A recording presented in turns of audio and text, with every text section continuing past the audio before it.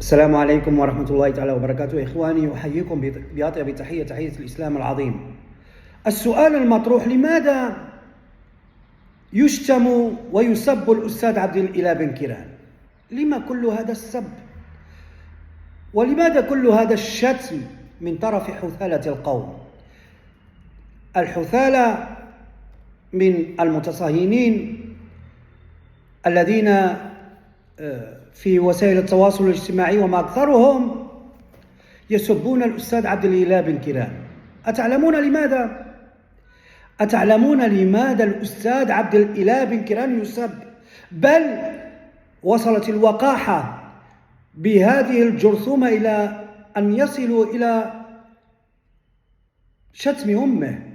يا للعار، إن هذا لهو قمة الخزي والشنار. حثالة القوم تصل للأسد.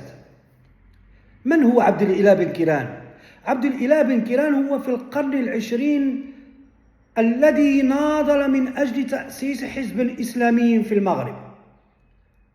ناضل في إطار القانون، وكان له ذلك عندما ناصره الدكتور الخطيب رحمه الله. عبد الإله بن كيران عرفه الشعب المغربي في جريدة الإصلاح، وبعد ذلك في جريدة الراية، وبعد ذلك في جريدة التجديد التي كانت صوتا لعبد الإله بن كيران ورفاقه الذين دخلوا عالم السياسة، أدمجوا الدعوة بالسياسة، آمنوا بالإصلاح السياسي المتجدر من العمل الدعوي.